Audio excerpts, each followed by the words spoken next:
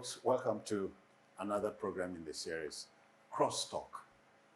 And Crosstalk essentially is a program in which we have two sides to a debate. Of course, the idea is not necessarily to win the debate, but lay your points for the viewer. Today, we look at state police, and the question comes, is Nigeria ready for it? A state, provincial or regional police is a type of sub-territorial police found in countries organized as federations and so on. The US, France, UK, and some others run this type of policing system. There are assigned duties for the police in our country, namely the apprehension of felons or offenders, the preservation of life and property, and the quelling of riots and protests. Again, in Nigeria, where the police is a centralized one, there are about 400,000 officers and men expected to police about 200 million Nigerians. Experts contend that this figure is grossly inadequate, hence the clamor for state policing as a way of effectively policing our burgeoning population. Now, protagonists of state policing insist that a central system, as we have, is out of the question, but antagonists of the idea say the shenanigans of politicians, in addition to the inability of states to pay the minimum wage, would militate against effective state policing. Let's have a debate. And my debaters today would be Emmanuel Oko. Emmanuel Oko is an engineer, but he's also a public affairs analyst. Emmanuel, I greet you. Thank you very much. There's also the familiar Tochukwu Ezokama, town planner, biographer, and national affairs commentator. Tochukwu, I welcome you. Thank you so very much. Thank you very much. Yeah, gentlemen, state policing in Nigeria. One side of the coin is saying we are overripe for it. The other side of the coin is saying we are not quite ready for it. So who takes the lead off? I can take the lead off. There's this saying that a bad workman quarrels with his tools. If a good workman will generally do a good job with his tools. But when a man is unskilled, is unprofessional, and does not know what he's doing, he quarrels with every tool. Oh, this shovel is not good. Change this shovel. You bring another one, he quarrels with it. So in Nigeria, we are quarreling with everything we have and wanting things we do not have. Not because what we have is particularly wrong, but because we have refused to identify our problems and solve our problems. The Nigerian problem is not constitutional, it is attitudinal. Write any constitution in the world, the best constitution in the world, which will include state police or federal police. As long as we do not change our attitude towards the law, nothing will happen, no improvement will take place. There are theories on policing, theories in criminology where people talk about the best policing being local police. In the US, for example, you have local governments having police.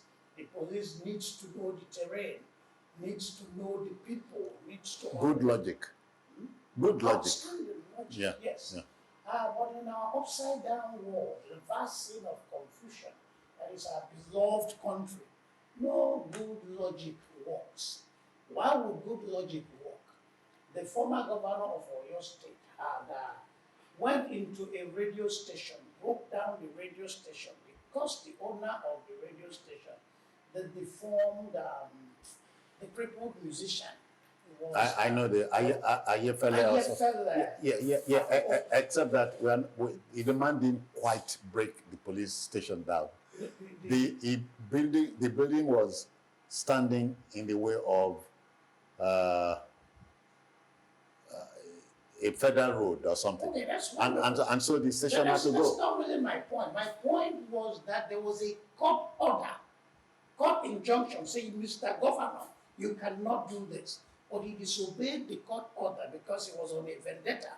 He wanted to get back at the man. He saw an opportunity to get back at You don't think you are being judgmental? I am. I reserve the right to be judgmental. Okay. Yes, and in Imo State, Rogers or Korocha went and destroyed a market in Owerri in defiance of a court injunction. Okay? Court injunction said you cannot do this. He did it at night. And in the morning, when the traders came trying to salvage whatever they could get from their destroyed stores, he called in policemen, and the policemen, in some kind of law enforcement, shot and killed a boy of 10 years old trying to help his father salvage his belongings from the market. And these are the same governors that will control, this time, absolute control over the state police. So a band of lawless governors that do not care about people, it's all about their powers, will now control the state police. The abuse will be mind-boggling. The abuse will be staggering. I'm not finished. There's this moral squalor, corruption, and lack of political will across board in Nigeria, be it at the federal, be it at the state. So state government will be plagued by the same government. The problem in Nigeria is State police will be plagued by the same problem of corruption, moral squalor, lack of political will to do what is right. The problem in Nigeria is that a thief cannot catch a thief. So lawlessness will thrive, whether it's at the federal or the state, because the governor is in cahoots. They party with the commissioners, the big businessmen, their wives go to the same parties where the same ashwebis, their children intermarry. So they will they will be effectively policed. They will not be effective in policing those that need to be policed, those that need to be arrested, prosecuted, and jailed, because they're all tied together. You want me to stop? Okay. No. Okay, so a man like Okorocha, Uzodimma, for example, in Imo State, he is known for his. I'm beginning to learn journalism 101. So these days I guide my words. So he's known for his. Let me not use. No. Some phrases, some words are not broadcast friendly. Journalism, broadcasting 101. So these days I'm careful. But a man like Okorocha cannot effectively manage the police. Okay. Yeah, and across board, all the state government. Yeah, let's give you a breather. Okay. Emmanuel, they say there's a difference between a good sounding reasoning and a reasoning that sounds good. You heard him. Very well. So he didn't speak for you, or did you? No, he did not. Yeah. So, and I hear him very well, and I understand where the phobia is coming from. But the first question we need to ask ourselves is, what is the fundamental and first principle of governance? Protection of life and property. That is number one. Any government that fails to protect life and property has failed. It's only the living that will work. It's only the living that can be molested. It's only the living that can be abused. So if the government is failing in its role in protecting life and property, then we begin to ask ourselves the question, what is the reason? And the reason is that Nigeria is too big for one man sitting in Abuja to provide policing for the woman selling a place like Calabar, in the interior part of Ebonyi State, in the interior part of Katsina State, or inside one unknown street in Ajegule. So we need to first of all think about the essence of governance. The essence of governance is to protect life and property, and that begs for state police. The second thing is this. Our constitution says that the state governors are the chief security officers of the state. With which apparatus? With which power? A governor will sit and another will come from Abuja, and his security details are withdrawn. Or one thing will happen, police, you see a governor begging for protection. Or you see an intervention, police will come in from Abuja or from any regional place to do something in the state and the governor is not aware of it and the governor is The government is handicapped. helpless. Is helpless. You say your constitution says that the governor is the chief security officer, but you did not provide the governor the necessary capacity to protect the state. So you need to follow the spirit of the constitution. Either you remove that and say the president is the chief security officer of the state, of the local government, of everywhere. So you do not buy into his argument. I will come to that part. He talked about our problem not being constitutional, but attitudinal. I will come to that part. Okay. I will come to that part. And first of all, addressing, because everything is built on the thing that gives us the reason why we call ourselves a nation is constitution. So we have to deal with that first. So we are talking about the spirit of the constitution says that the governor is the chief security officer. And if you look at it, we have not empowered the governor to secure the state. Something happens in a state, the governor runs to Abuja and looks helpless. It happened in my state some years ago. The governor ran to Abuja and he was crying on the national television because he looked so helpless, the former governor of Enugu State. And you need to ask ourselves, either we remove that from our constitution or we empower it. Give teeth to that we give provision. teeth to it. Then coming to the issue of attitudinal issue, and it's an argument that is a double-edged sword. So we say because we are afraid, we have a phobia that this will be abused, we don't want to experiment on it. And I'm using the word experiment on it in the sense that all of us have already known that the major challenge we have with state policing is abuse by the state governors. So the question we should be asking ourselves is not, let's not create state police, but how do we mitigate that? Because if we go with that argument, I will ask you, which institution is functional in Nigeria? Basically none. Even the federal policing is not functional. So should we now say, let's scrap it because of attitudinal abuse?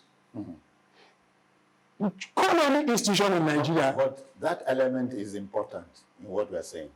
The right attitude. So what we are saying is that instead of saying because of the wrong attitude, you don't want to do the right thing, then we should be talking about how do I correct that wrong attitude. Since I am going to bet a state police, knowing that there are already pending dangers, how do we mitigate it? By ensuring that the laws that govern state police. And another angle to it is that we are not saying remove federal police and bring state police. What we are saying is that we want to improve on our security system. So we still have federal police in place. Because there is an exigency in the country. Yes, there's federal police in place, and then we are bringing in state policing. In other words, that there's going to be a balance. And in some other countries that you mentioned in your introduction, there's a balance whereby if you feel there's an abuse at the lower level, you appeal to the higher level. Okay. And then the next part of it is that abuse can easily be managed. For example, if we are from the same family and we are fighting, it's easy for us to solve our quarrel when we visit the elders. Okay. They will call us. But if we are from a different state and we are fighting, it will be more difficult. So therefore, if a governor is closer to the people than the president, so what it will take to call a governor to order is easier than what it will take to call somebody at the federal level to order. You can easily counterbalance any abuse at the state level than what we are seeing presently at the federal level. Tochukwu, you schooled in America for a while and lived and worked there. Yes. States operate the policing system peculiar to it. Yes. So, and we are aping, in Nigeria, we are aping the American system. Hadn't we better tried what they have there in America? Yes. Even local governments have police. The sheriffs and co. Yeah, they all have police. And I like the word aping. Okay? We keep aping America. Abuja was designed, I was told, to look like Washington, D.C. The Nigerian Constitution was written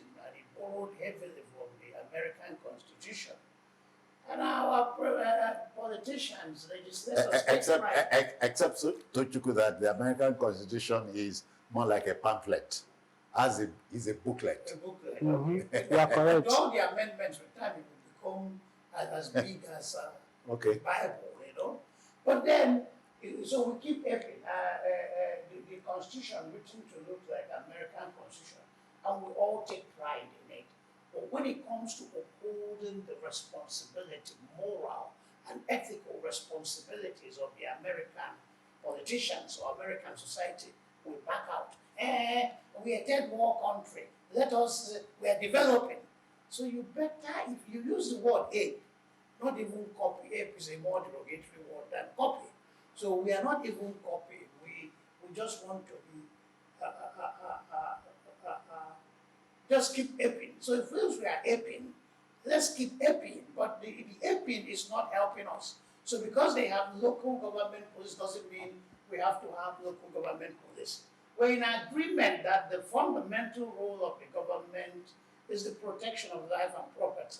And that's what the federal police is trying to do. That's what the state police, that will also be the objective of the state police. So either way, there's an agreement. Tochukwu, as we sit here, but you know, the Speaker of the Federal House in Nigeria has given vent to this debate. Yes. He says we are ripe for a state policing His system. opinion.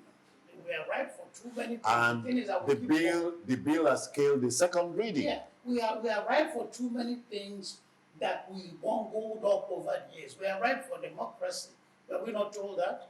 We are bungling up democracy. We are right for free and fair and credible election, but we keep bungling up our election. So it's not about being right. It's about, what did I call it? Attitude now. Until we change our attitude, no constitutional arrangement will work in Nigeria. One big man staying in Abuja and trying to police the whole country. It sounds impossible, but that's not what the situation is. The government, the president rules or governs by delegation of authority. So he has delegated to the Inspector General of Police, who delegates to the commissioners, who delegates to the DPOs. So around the country, And area commanders. yes, around the country, you have policemen at work. We don't have enough policemen. We can increase the number of policemen. Our problem is not- Whether these policemen are federal or state, with the right attitude, that's where the problem is. So to get the attitude right, we're wasting time. He's not necessarily telling you that state policing is wrong. He's saying our attitude. He's saying that we are not right for it It's because like getting a young lady of 14, 15, 13, and locking her up in a room with a pedophile and saying, we have this phobia about this pedophile. Let's give him a chance. Yeah. He will seduce and abuse the young woman. So if our governors have in every way dramatized to us that we cannot uphold the law, we abuse the law, we ride roughshod over the people of our state. Over there. you know the challenge. You know the challenge with that argument is that The challenge with the argument is that that's the Nigerian reality. yes, And but so why the word attitude is not tangible. not tangible? No, no, it's not tangible. Therefore, if every word becomes tangible, lawyers will No. have no job. Lawyers thrive in tangible, finding terms. No, So the word attitude can be tangible, it can be intangible, depending on your definition. This man is no, what I'm saying, hold on. What I mean by not tangible, in the sense we are talking about nation building. yes. And then if you mention right or wrong attitude, it is not necessarily something that you can measure by Cannot quantify, by but metrics. it's real. By metrics. It's real, I'm coming. yes. Now, but what we are saying is this. What can we do to build the necessary shocks? Like, I love the analogy you used, that we are aping American Constitution, but the truth of it is that we didn't even do anything in that regard. Because Emmanuel, he's telling you and I that the Nigerian system has thrown up the politicians we have. of course, A philosopher said that every nation gets the leadership they deserve. Oh yeah.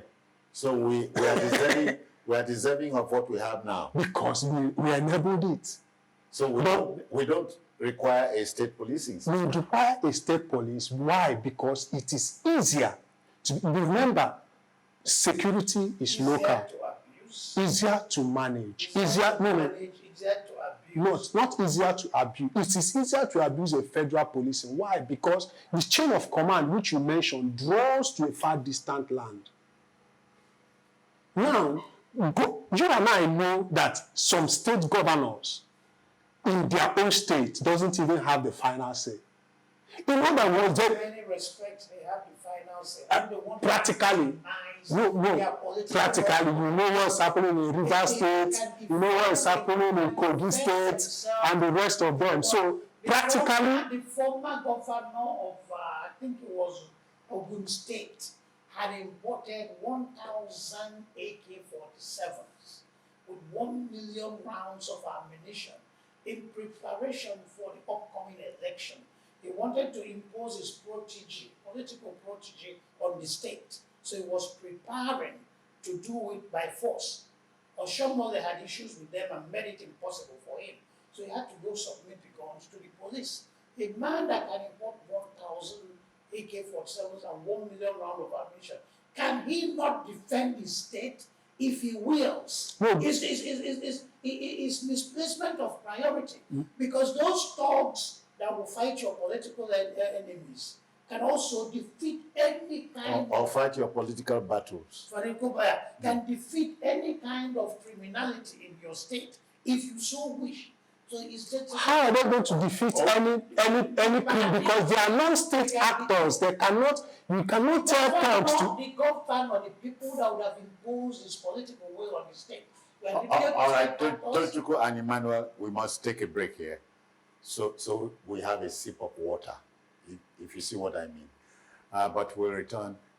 Please note we are discussing the state police gamble. Is Nigeria ready for it? We'll be back shortly. Please don't go away. Enterprise TV, your one-stop shop for news, programs, human angle stories, the economy, sports, and much more. We go the extra mile to bring incredible details to you. So hop on the train now. Enterprise TV, a tradition of truth. All right, folks, welcome back to Crosstalk. And the talk is simple, straightforward. State police, is Nigeria ready for it? By two discussants, combatants, if you like, Emmanuel Oko and Tochukwu Ezukama. Gentlemen, let's talk about remuneration for the police. Many states in this country find it difficult to pay the minimum wage, Emmanuel, Tochukwu. When the state police comes on board, you think the governors will be in a responsible position to pay policing for a state police? Yes, I think so. Okay. Because we are talking about that for business to thrive, you need a peaceful environment. Yes. So when you talk about state police and you bring in state police, you are using the metrics of today that governors are not able to pay minimum wage. Why? Because they don't even have income. Most states are not secured. Most businesses are not secured. And you and I know that direct foreign investment increases when there is peace and security. Yeah. So individual states can begin to attract investment. If Lagos State is more secure than Ogun State, investments begin to flow in. Because people, look at what happened in US. A state judge gave a law denying Elon Musk what he agreed with the shareholders. What happens? He called a meeting and he moved the state of registration for his company from Delaware to Georgia. And he's now using his influence to call other big shots to move. So what happens? When your business is not protected and secured, it affects investment. Yeah. So when there is peace, security, the farms will be thriving. People no longer go to farm. There's hunger in the land while terrorists have taken over. majority part of the places that produce. So what we are talking about is that whatever will restore peace and security will attract investment. And when investment comes, there is flow of liquidity, then the bill can be paid. So, Tochukwu, in essence, when the state police comes, the governor of the state has no choice but to yield to superior logic. Yeah. You know. Superior authority. Yeah. Okay, and then business will thrive. And Oh, all that yeah. and all that. The problem in most of the states is So not lack of money. most states, as we sit here, cannot generate the desired IGR, you know, to run. You know. They all make money from the Federal- Allocation from the federal. And if Federation that of- allocation is managed judiciously, they can pay all their bills paid, Including state police. including state police. So the problem remains the same. Refusal to do the right, and I keep calling it attitude, okay? And until that changes, nothing is happening. I keep quoting a man called Shaker Stevens of Sierra Leone when I talk about Oh, when he was there. Nigerian Yeah. politics. He was such a crude man, he was such a brutal man. He had no finesse. He had no finesse. But that's the way Nigerian politicians are. Nigerian politicians are like that. They might put a little cover, veneer of civility and enlightenment to their crudity and brutality. They call it histrionics. Yeah, that's the word, yeah. Theatrics. So Shaker Stevens once said, how can the pieces of paper we printed remove us from office? That's about the election. We printed these pieces of paper that will be used in an election. How can it remove us from office? So the election is a waste of time. It's a sham. We will remain in power. Nigerian politicians do that, but they are not as verbal. They don't dramatize it like Shaker Stevens. Shaker Stevens also said, in response to complaints about police corruption, now where you tie goat, now they are in the chop. So if a policeman is on the street, he has to make money on the street. You tie goat here and expect him to go chop somewhere else. So like our state governors will resort to, now where you tie goat, now they're in the chop in dealing with the police. Because of the mismanagement in the system, they cannot pay the police. Up to today, our governors cannot pay 13,000 naira minimum wage. You have to recruit thousands of policemen, and they will earn more than 30,000 in wages. So they will resort to Oga Police. Now, where you tie goat, now they're in the chop.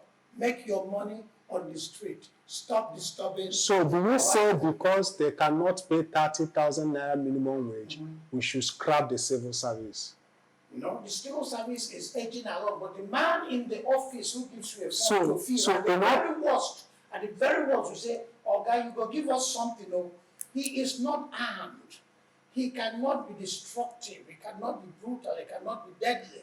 So his level of corruption, corruption is there, but a policeman.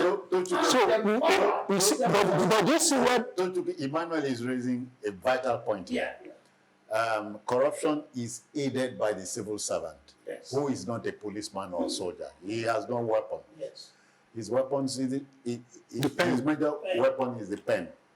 So, if a state chief executive wants to stop that attitude, he can. If he wants to. To stop it, he can. But he doesn't want and to. another argument to it.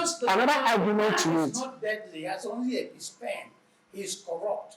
But the effect of his corruption is not as detrimental to the society. It is, but it's not immediate. No, it is. It is not immediate. It is subtle. It is, but yeah, it's subtle. It's not immediate. It's So not a obvious. man with a gun who has the power, supposedly the power of the state personified in him, can do a lot of No, damage. there's an angle. No, there's an angle I want you to look at. Two things is competition drives performance.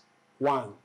Two, counterbalancing. Remember, just like you have in an American system, you have the state police, you have the FBI. So there are situations whereby the federal police steps in when the state police is not performing what they do. And what it means is that we have a smaller federal police that will be more efficient. Mm-hmm. That's what it means. Because we are not going to have an enlarged, bloated up number of police at the federal level. Now, we will have to scale down and then ensure efficiency. Therefore, they can easily intervene where we feel that the state police begins to fail. Number two is that when Lagos State has state police that is being abused by Lagos State government, and the next state is Ogun State, have a state police that is efficient, it is easier for me to move my family and my business from Lagos to Ogun. In other words, business begins to suffer in Lagos. Then Ogun begins to thrive. So that helps brings balance. Mrs. Clinton was foreign minister, U.S. foreign minister was talking about Hillary Clinton. He said the problem with the Nigerian leadership is that they refuse to make hard choices. With corruption, they stole most of their oil money. Now again, they're allowing terrorists to take over a good chunk of the country. Whether it's at the federal government, at the state government, at the local government, Nigerian power elite, the Nigerians have refused to make hard choices. So state police, federal police, the problem remains the same. The mindset of the police operators, the policemen are the same. The mindset of the power elite is the same. Everybody wants chop something. You chop, I chop. The bureaucrat chops, the governor chops, the commissioners chop, the policeman on the street will chop. And because the governors will lack the will to impose discipline, law and order in the functioning of the police, they will resort to Shaker Stevens' thesis or theory or hypothesis. Now where you tie goat, now they're in the chop. Can we as well say that one of the tough choices that we have refused to make is state police? No. It's about political will. So it's about we need to make that tough choice. We need to make that tough choice for us to move for forward. The Nigerian electorate. It's about the power elite realizing that they are elected to serve the people. All right, gentlemen, the index finger of the producer is asking us to apply the brakes, but not before thanking Emmanuel Oko for your intervention. Oko is saying the country is ripe for a state police. We can if we want to. While Tochukwu is saying, no, we are not ready for it because of pervading corruption and very warped attitude. The debate must continue in your part of town. And until we come your way again, this is yours sincerely, Citizen Jones Hussein saying, thank you. And keep tab on Enterprise TV. Bye-bye now.